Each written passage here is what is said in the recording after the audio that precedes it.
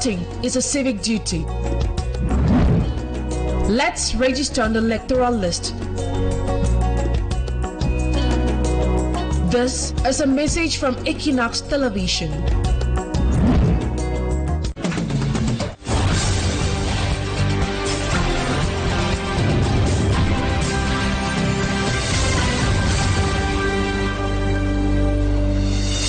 Cameroon's Minister for Communication, Rene Emmanuel Sadi, says Cameroon is a democratic state and Cameroonians are free to express their views on any happening around the country, be it political, social, or in any other domain. There is no need, according to him, to mute Cameroonians from speaking out their grievances if that is done respectfully.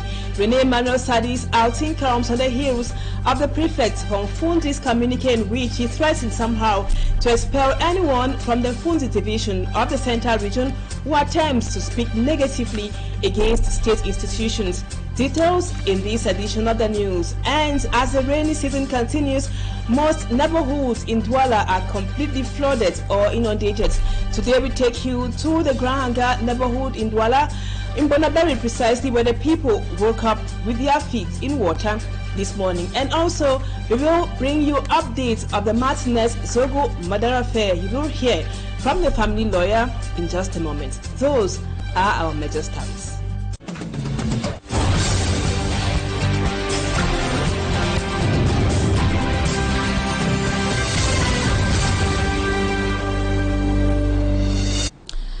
Good evening to all of you, ladies and gentlemen. Thank you so much for being with us on this edition of the news in the English language on Equinoxe Television. In Bonaberi, here in Douala, the inhabitants are complaining about severe floods. Residents of Grahanga and also Quartier GPS are expressing their anger due to the devastating effects of floods in that area. Let's now take you to Bonaberi with Cedric Chakutu.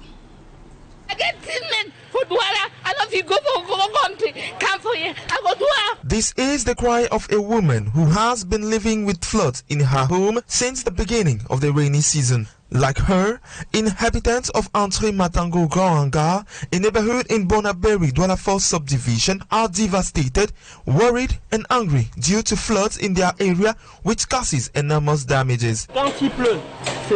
When it rains here, it is difficult to circulate. Students usually drown here. At times, people fall into gutters. We have to get sticks to remove them. I, for example, here is my bike. Water entered in it and it can't start. I beg government, can't all for me, don't sport.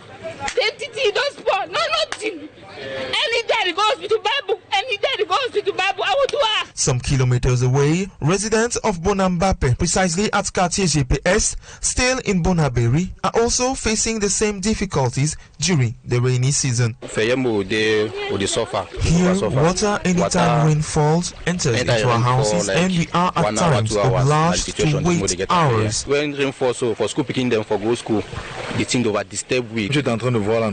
Quand il pleut comme ça, on n'a pas le choix, on est seulement obligé d'entrer dedans comme tu es en train de voir là. The inhabitants are complaining of the destruction of the drainage system, which is to evacuate the water so as to permit them move freely in their area. Issue na say some drainage there for back this side. That drainage authority there for can use caterpillar open that drainage. The drainage it don't close, grass don't flow from that to make a water no dey easy for flow.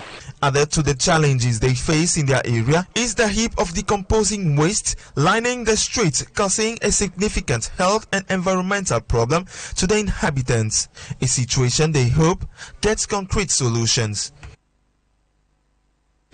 Now we take you to Yaoundé. The inhabitants of the Cameroon's political capital are calling on local authorities to address the poor hygienic condition of the country's political capital.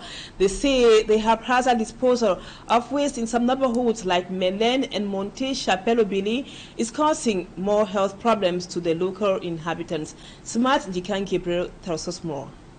Within a distance of 500 meters, 4 different spots of haphazard dumping grounds have been created around the Melen roundabout, which is close to the Presidential Guard residential area and the University Teaching Hospital of Yaoundé. End to end, the amount of dirt littered around has even made it difficult for one to see the third road, forcing commercial motorcycle riders and pedestrians to share the same path. Our administrators are not doing their work. They pass here every day but say nothing. It's not helping us because those on foot can't easily move. The other day, an accident occurred here because the dirt is almost covering the road.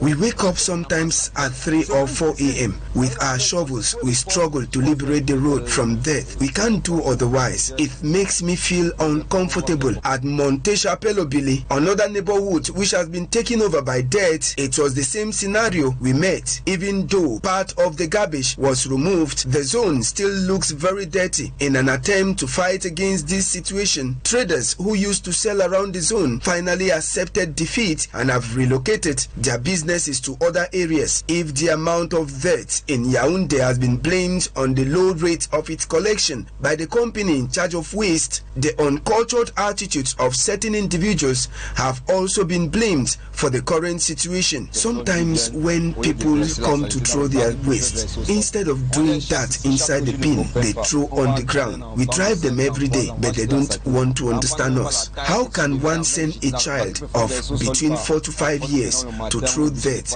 when his height doesn't permit him to reach the bin? It's been for several months that dirt has taken over the capital city of the country. The local authorities, who are always pointed fingers for not doing their work, have also blamed the lack of resources to get rid of this dirt. Meanwhile, the company charged with the removal of the garbage says the irregular payment made by the government and councils is also the reason for their laxity. Now we continue with the famous outing of the SEO for the Fundi division of the Central Region. A political analyst, Dr. Ningwayal, saluted the outing of Communications Minister Rene Emmanuel Sadi, in which he states clearly that Cameroonians have the liberty to express themselves wherever they find themselves in the country. The outing comes on the heels of the outing or communique of the SEO for the Fundi, but some civil society actors have a contrary view. They saying the various outings show that local authorities are not united. Innocent Ase has the details. A 2-page communique, the Minister of Communication states that Cameroon is advancing through the tunnel of democracy where everyone has the liberty to freely express themselves, to agree or disagree on government actions and the issues of national life without constraint. An appreciable outing to a political actor, Dr. Nick Ngwanyam. The government, the president and everybody are put there to look after the people and the nation. So when you are looking after the things, you are looking after the things on behalf of the people, and the people have a right to be able to give you feedback how they feel about what you are doing. Civil society actor Professor Tangwe Usman has a contrary opinion. We saw all those contradictions on the media. This just shows that there is no platform where the governmental action is discussed, about the unified communication. A view supported by Dr. Akami Mazaren. Rene Sadi came out saying that, okay, Cameroonians are free. Yes, they are free, but if the government, they cannot harmonize their actions, it means that there is a real problem about how the institutions are moving on. Though against the contrary standpoints of the two government officials, Professor Tangwe Usman gives a toast to the Mincom boss for rebuking harsh and unconstitutional statements from some authorities like the Mfunzi SDO. I'm very happy, like the Ministry of the Communication, Mr. Rene Sadi came out to contradict that decision. So it's very important that every Cameroonian, no matter his position, respects the law. A Cameroonian shall not be banned from anywhere in Cameroon because he expressed his opinion. It doesn't matter if that opinion is positive or negative about the President of the Republic or the institutions. Dr. Akami Mazaren. The barometer of the state functions is the citizen. It's the citizen that should give his opinion about how the state is managed, how institution is going on. Both civil society actors, however, stand against cruel remarks and insults by government officials, political and opinion leaders, but wish authorities work as one and make uniform outings. And the outing of the STO for the Mfundi threatening to expel anyone who speaks against state institutions keeps raising concerns. In a recent communique, the Cameroon Renaissance Movement political party has strongly condemned the order of the STO Emmanuel Jingdent, qualifying it as a terrorist act and violation of human rights. Our reporter Lucille Yengo is here, read through the documents and compiled this report for the news. The Cameroon Renaissance Movement CRM political party, in a press release dated 18th of July 2024, has condemned the prefectural order of the senior divisional officer of Fundi, Emmanuel Jingdent, warning to expel anyone who speaks against state institutions in the country. The document, signed by the National Secretary in charge of communication, Joseph Emmanuel Ateba, says the SDO is simply trying to deprive political parties from freedom of expression before, during, and even after the 2025 elections. The CRM party also describes the order of the senior divisional officer as a terrorist act, citing law number 2014/28 of December 23, 2014. Saying it aims at spreading terror and instill fear in Cameroonians who are already in distress, faced with the Biya CPDM regime and their disastrous record. Furthermore, the CRM party thinks the SDO violates Cameroon's conventional commitments at the international level with respect to the constitution and the laws that protect Cameroonians on freedom of expression. The release calls for Cameroonians to fight for their rights and stand firm against any electoral fraud. However, the SDO, Emmanuel Jingdent, came back to his words in the course of an interview with the national daily newspaper Cameroon Tribune. He said his outing was to ensure public security. We will be talking more on that in the second part of the news. Now let's bring you updates on the Martinez Zogo murder affair.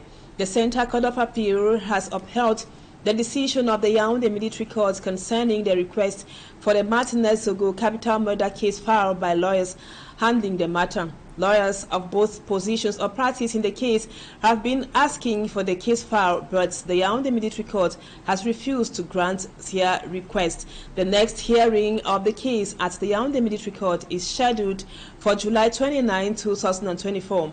For greater details on what happened at the Central Court of Appeal that was yesterday and what will happen next, let's listen to the lawyer of the murdered journalist Martinez Zogo's family, Barrister Kevin Job. He was interviewed by Babila Jonathan. Yesterday in the Court of Appeal in the Central Region, we were standing in front of the judge because we make an appeal regarding the decision of the military court to deny us the case file.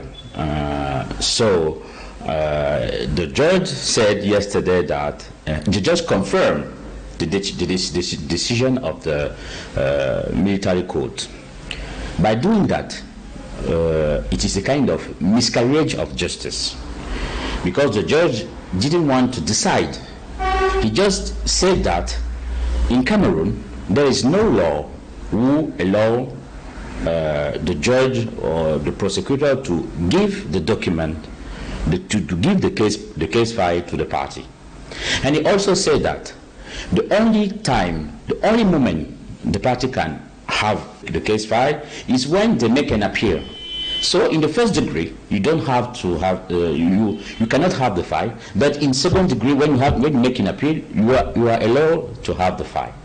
So by doing this, we think that, like I said, is a totally miscarriage of the justice. We also applying the common law in Cameroon, and in common law we have the rule of the precedent.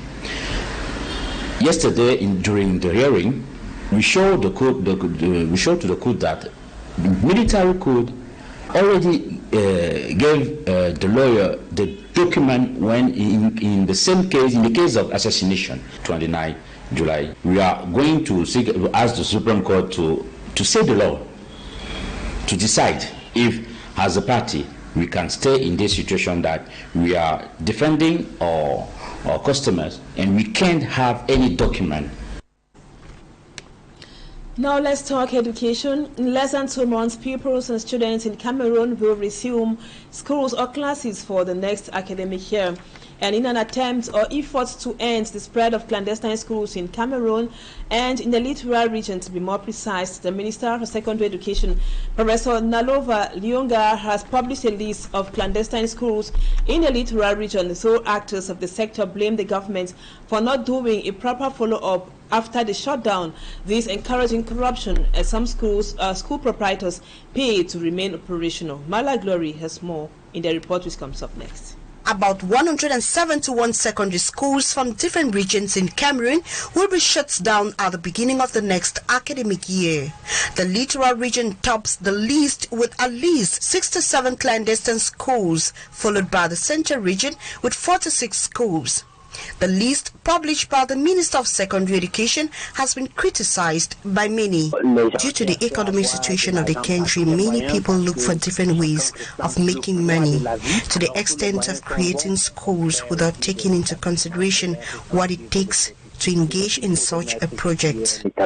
Actors of the sector advanced reason for the proliferation of schools in the littoral region based on its increasing population, which makes it a fertile ground for economic operators. If you look at the school map of the city of Douala 3, you will think schools have been grouped in a particular area, and on the other hand are developing quarters with no schools to educate their children.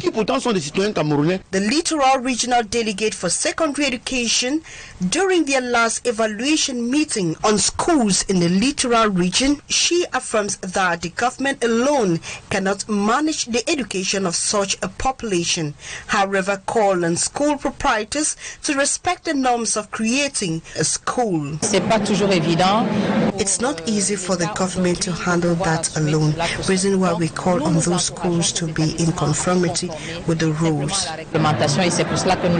However, in most cases, some of these schools listed to be shut down is often operational throughout the academic year. Teachers' trade unionists accuse government authorities for not being rigid and thus promoting corruption in the sector. When these schools are sealed, a few weeks later, they pay some amount of money and get operational again. In an effort to limit the spread of clandestine schools in the country, the authorities are called upon to better master the country's school map. Now we move on to news out of Cameroon. In Kenya, a Kenyan court has halted a police ban on protest in the capital Nairobi, and over to Nigeria. President Ahmed Bola Tinubu more than doubles the minimum wage of public workers in that country that rose after strikes and negotiations in Nigeria. A roundup of these tariffs and more with Cedric Chakuti. The Milimani Law Court ruled the ban remains suspended pending the hearing and determination of a petition filed by a Kenyan NGO challenging the police directive. On Wednesday, July 17th, the acting police inspector general banned protests in Nairobi Central District and surroundings indefinitely, citing a lack of leadership that will ensure peaceful protests. The suspension came before a planned demonstration in which protesters were expected to march to the president's office. Kenya's capital has been the heart of the youth-led protests, which have also taken place across the country. Police have been accused of shooting dead protesters, forcing Chapchet Gum, the former Inspector General, to resign. The government spokesman on Thursday said the economy had incurred losses worth some $45 million because of ongoing month-long protests.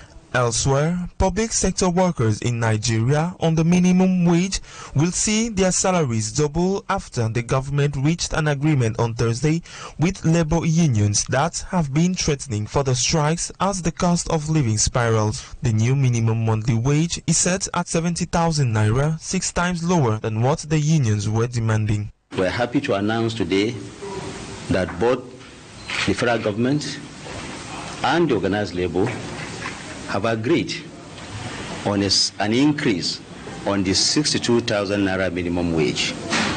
The new national minimum wage that we expect Mr. President to submit to the National Assembly for legislation is 70,000 naira. Nigerian Labour Congress President Joe Ajaero said on Thursday, after meeting with President Bola Tinubu in Abuja, that they accepted the offer with mixed feelings considering the country's economic woes. Since assuming office in Nigeria in May last year, Tinubu enacted policies that include doing away with fuel subsidies and unifying the country's multiple exchange rates, leading to the devaluation of the naira against the dollar. Gasoline prices have more than doubled and inflation has continued to rise further as a result, reaching 34.1% last month, the highest in nearly 3 decades. Thanks, Cedric, for that report, which brings us to the end of the first part of the news. Talking Point comes up next.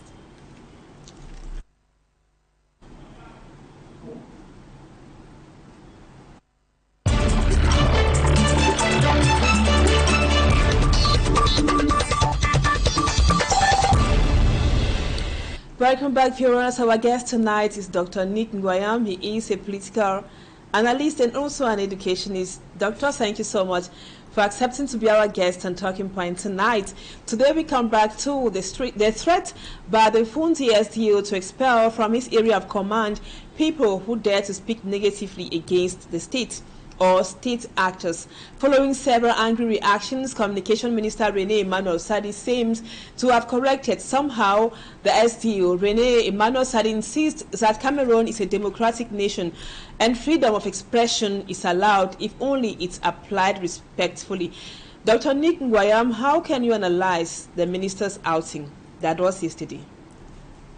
First of all, I think I just want to thank Minister Sadi Rene for being so blunt and for saying it the way it is, and he comes out as an elderly man, an educated man and a responsible person to recadrer tout le monde, as they say in French, because we have a lot of people, be they administrators, be they other ministers, be they party leaders, I don't know who, journalists, you know, people speaking on television like I do. Everybody says just about anything and we get ourselves in a real mess. The minister, in so doing, you know, tells everybody again, it's like sets the record straight again so that we all know where we belong and begin to communicate in a way that is responsible. You know, he is speaking here not only to party leaders, he is speaking to administrators, he's speaking to military people, police people, everybody, mayors, to say, look, we are a democratic nation.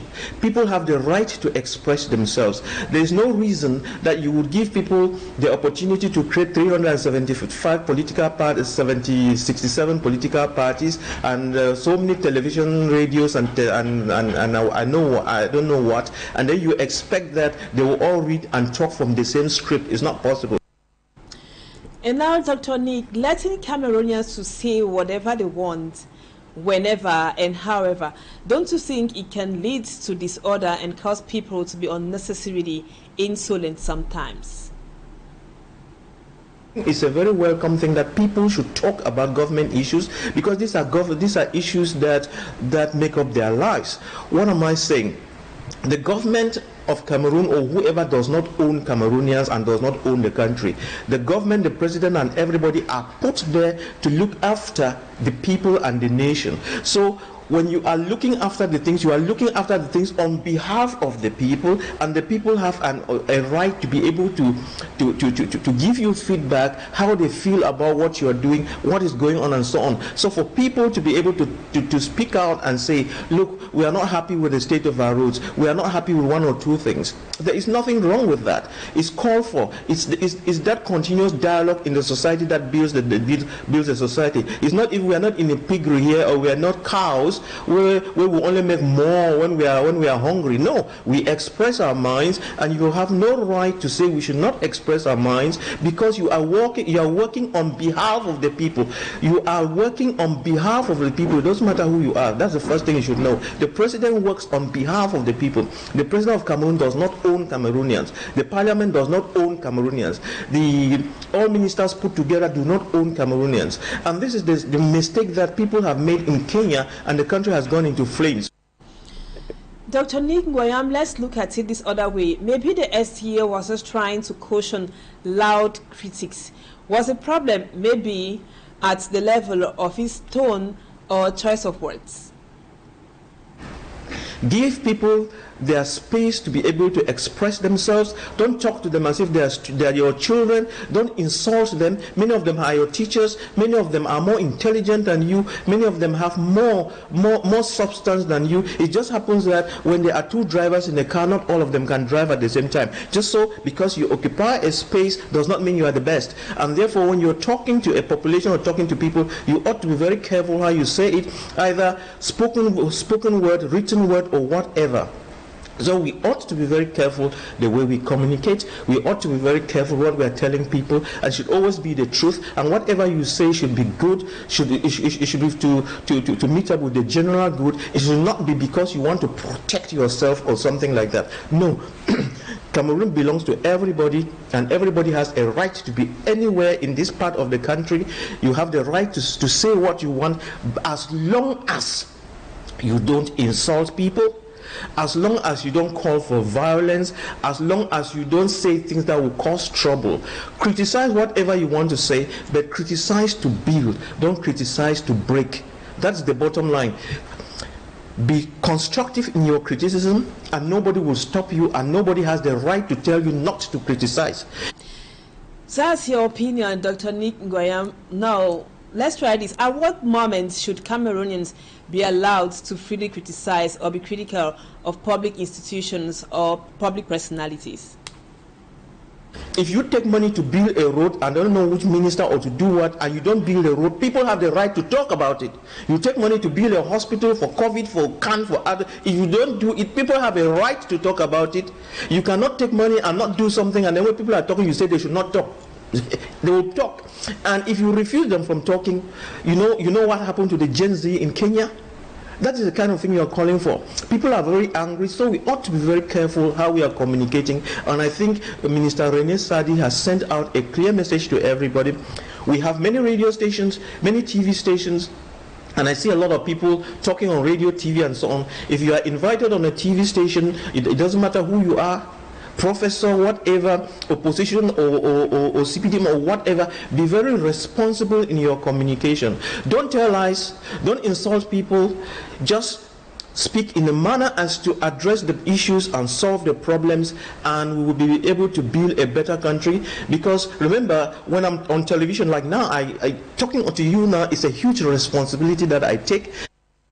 Let's talk. People should talk, yes, but they should do it respectfully, like the minister said. Now, the prefect, the SDO for the Fundi, is a brilliant product from Enam. Should he maybe revise his lessons, according to you, Doc? Yes, of course. When I read that, I mean, I kind of like jolted, and this is the problem we have with Enam. You know, you back out instructions as if you are backing even your dog. Sometimes you don't talk to your dog like. I mean, Cameroonians have a right to be everywhere in this country, and if anybody could be any party leader or something, if they say anything that goes against the law, take them to the, put up your case, let the gendarmes go take them and so on, they go to court and justify. But to say that you will ban somebody from entering Fundi because they said something, you have no right to do that. You cannot do that because the Constitution does not give you the right to do that. I wish you could go around and ban all thieves in Yaoundé, ban all I don't know who. If you were to ban all thieves in Yaoundé, I'm sure we'll be very happy. Thank you so much, Dr. Ningwayam, for accepting to be our guest on Talking Point tonight. Just to remind our viewers that you are an educationist and also a political analyst, and hope to have you some other time, Doctor. Viewers, thank you so much for the confidence. Thank you for always being with us. Don't go away. Our programs continue in about 30 minutes. Equinoxe with Search Along 2 and the news in the French language comes up at 8 p.m. with Irish Ngonomala. Stay with us on Equinoxe Television and enjoy the rest of your weekend in the company of our program. Bye-bye for now.